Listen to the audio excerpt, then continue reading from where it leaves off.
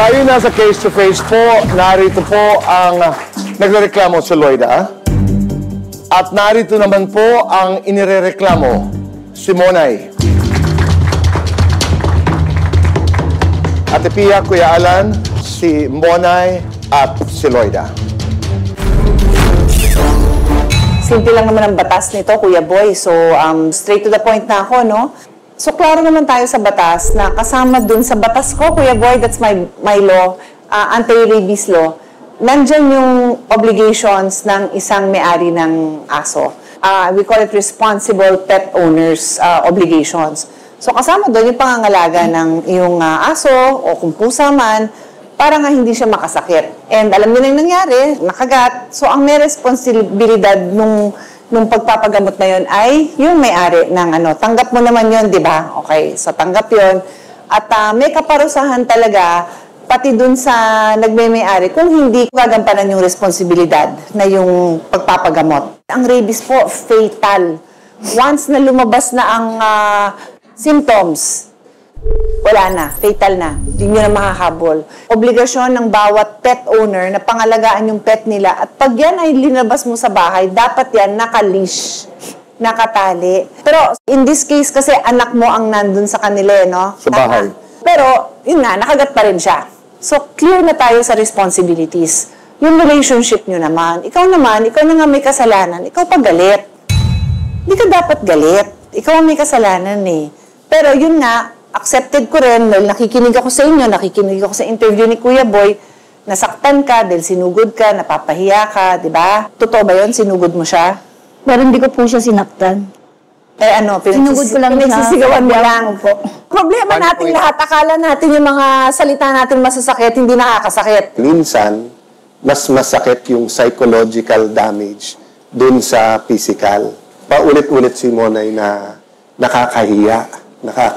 Hindi mo nga ako sinaktan physically, pero yung reputation ko, kasi reminder lang sa ating mga kababayan, marami na tayong batas ngayon na yung sakit ay hindi lang yung physical na sakit. So, ingat tayo sa definition nung sakit, di ba?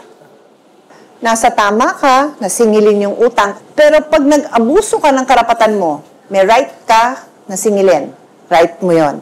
Umabuso ka, may mga sinabi ka sa Facebook, pag sisigawan mo siya, pwede kang mabalikan nun. Dahil may mga krimen tayo dun sa taong nagbibintang ng kung ano-ano or disturbance of the peace, yung nag-skandalo, cyber libel, may libel ka na online yon. Nanganganak talaga yung problema pag may away. So minsan sa barangay, imbis na isa lang ang pinag-uusapan, 10 na, at minsan, instead na 2 lang kayo, pati yung mga kakampit ka mag-anak nyo na ang damay-damay na. Sa'yo naman, di ba sabi mo kay Kuya Boy, may pangbayad ka na. Kaya lang, dahil ang dami pa niyang sinasabi, tsaka parang hindi siya handang magpatawad, hindi mo muna gagawin. Walang nakalagay na ganun sa batas. Ikaw ang may obligasyon. Sorry na lang kung pangit ang mukha nung kinauutangan mo o hindi maganda ugali, pero may legal obligation. Naintindihan kita. But sinasabi ko lang, ang legal obligation, walang emotions. Kung may obligasyon, kailangan bayaran. And the other thing I also wanted to say is, under the law, yung anti-rabies law, pag hindi ka nagbayad nung medical expenses nung nakagat ng aso mo, may multa ka pa na 25,000 o gusto mo bang madagdagan pa yon? O, di ba? Doon lang sa mga nanonood nakikinig, ha? Halimbawa, may pambayad ka na sa utang, ayaw tanggapin, or for whatever reason, duda ka kung siya dapat. Under the law, meron pong mga cases na pwede mong iiwan yon. So, halimbawa, sinabi na ng korte, eto kailangan mong bayaran, pero hindi ka sure kung siya, pwedeng sa korte mo ibigay. So, para may papakita na good faith ka, hindi ka nagdadailan lang. So, katulad nito, sa barangay naman kayo nagkaayos. So, kung ang issue mo talaga yung ginagawa mo sa kanya, pero willing ka magbayad, pwede mong ginawa, pumunta ka kay kapitan or sa lupon at sinabing, eto po yung 3,000, gusto ko lang ipakita sa inyo. Hindi ko tinatalikuran ang obligasyon ko. Having said that, eto po problema ko. Hindi po niya ako tinitingnan, baka magkagulo pa ho kami. Kasi dalawa purpose nun. One, mapapakitang hindi mo tinatalikuran yung obligasyon mo, so hindi niya na pwedeng habulin yung puntong yon. Number two, sila na ngayon may obligasyon pa na kausapin pa si Lloyda na parang, oh Lloyda, eto na pala yung pambayad, etc. Bakit mo pa siya inaaway? Of course, you can say, hindi ko inaaway. Okay. Second point ko, may bumibili ng pet, pinapakawalan o hindi pinapabakunahan.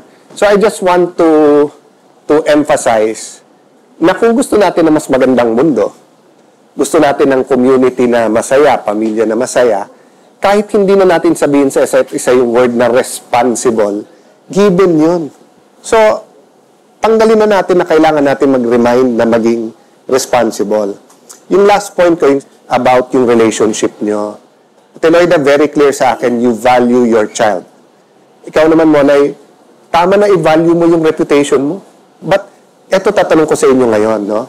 Assuming hindi na problema yung pera, alam mo, utang mo, willing bayaran, assuming sabi mo na, oh, sige, kung nakasagot ka ng how much do you value your friendship? Kasi hindi namin pinipilit, ha? Kung tingin nyo, the end na to, walang kwenta namang kaibigan si Monay, kung tingin mo, walang kwenta namang ate si Lloyda, di, sasabihin ko na lang sa inyo, dahil magkapitbahay kayo, sana hindi kayo magkagalit. Pero kung binavalue nyo rin, kasi usually kung mas galit ka sa isang tao, kasi mas mahal mo rin. Kaya mas masakit. Masakit na kaaway mo, isang taong pamilya mo, para mong kapatid, para mong nanay. Kasi nga, may both feeling ng mali, may feeling din ng rejection. Diba? Ikaw ba, Monay, na feel mo na parang nire-reject ka ni Lloyda? Naramdaman ko. Oo. Ikaw naman, Lloyda, nung hindi siya nagbabayad, feeling mo ba na tinatalikuran ka o nire-reject ka ni... Opo. Oo. Pero gusto mo siyang maging kaibigan? Hindi. Kasi dati po kaming pag yung galing po kami ng trabaho ng asawa ko, sinasalubong naman niya kami dati. Kaya nagulat yung asawa ko sa kanya na siya yung naging parang habang buhay ko ng kaaway. Kami, at your service. Gusto namin gumanda hanap buhay na mo. Gusto namin naman na, di ba, kahit anong tulong sa inyong anak, etc. Pero, yung relationship ng dalawa, ang matutulong lang namin sa ngayon, mapagharap kayo. Ano gusto mo sabihin kay Lloyda? Ate Lloyda, nakikita mo naman, di ba, kung anong sitwasyon ko ngayon. Sorry din. Alam mo yan, dati may puhunan ako sa pag-iisda. Nakikita mo kung paano ko kayo ilibre. Paano ko kayo pagbigyan, di ba? Pagka may hinihingi ka sa akin, binibigay ko na tatandaan mo. Pero never ko sa iyong sinumbat. Kahit naging magkaaway tayo. Ang hiningi ko lang naman sa iyo, Ate Lloyda, di ba? Sabi ko, magkaroon lang ako ng puhunan, Ate Lloyda. Mababayaran kita.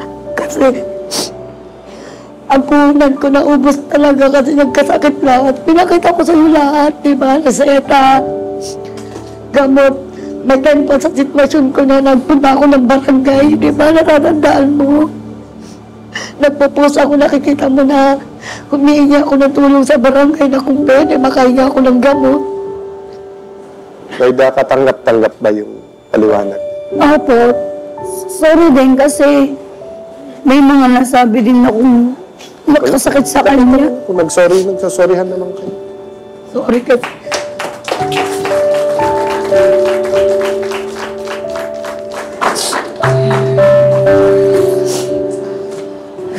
Hindi tayo dito magtatapos, ha? Mamaya mag-usap tayo tungkol sa kabuhayan nyo. But maging lesson to, di ba? Kasi never naman sasabihin ng tao, pera pinag-awayan eh. Parating prinsipyo. Pero kailangan mo tignan ugat eh. Pera ba talaga prinsipyo o pareho, no? So we're not judging, we're just saying, magandang example yung sa inyo sa iba na pwede naman palang pag-usapan. Okay, boy? Napakaganda. Maraming salamat. Dahil pumunta kayo dito sa Cayetano Action na bukas ang puso. Di ba? At isang patunay na kahit anong problema ang pagdaanan natin, basta mas malaki yung pagmamahalan, sigurado ako, hatred cannot survive love. Nais ko lamang pagkasalamat sa inyong dalawa at patuloy tayong mag-uusap at prayer namin, sana'y pareho nyo gusto manumbalik yung pagiging magkaibigan. Kung gusto niyo yan, it will happen. At ang Cayetano Action at Pia Kuya Alan, nandito lang kami para tulungan kayo. Thank you very much. Huwag po kayong alis dahil magbabalik pa po ang...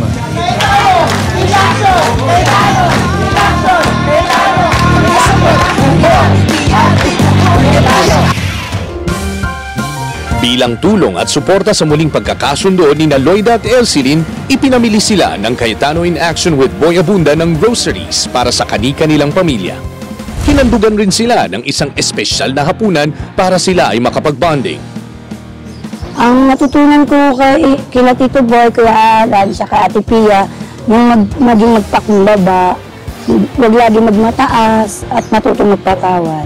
Ang natutunan ko kay Ate Pia at kay Kuya Alan, kay Kuya Boy, na maging aware sa lahat ng sasabihin. Hindi lahat ng bagay, hindi lahat ng tagalit, habang buhay mong magiging kasama ng loob. Natanggap na rin ni Elsilin mula sa programa ang financial assistance para muli siyang makapagsimula sa pagtitinda ng isda at tuluyan ng mabayaran ang kanyang pananagutan kay Loida. Naibigay ko na sa kanya yung 2,500, bali 500 na lang. Kaya sabi naman niya, sige kung kailan ulit ako makatinda, sabi ko, araw-araw na yan. Nililibrahan ko pa siya ng isda. Nabayaran na po niya sa akin yung paunang bayad at yung sa susunod kapag napagtinda po sa mga tubo niya. Nagpapasalamat ako kay Kuya Boy, kay Ate Pia, kay Kuya Alan, binigyan nila ng aksyon at nabigyan nila ako ng tulong at pangaral na kung ano yung dapat bayaran ay babayaran. Kay Tito Boy, kay Kuya Ala at kay Ate Pia, maraming salamat po sa mga tulong nyo at kahit pa paano nakapagbati na po kaming dalawa at nabayaran na rin po na ako ni Elsilin.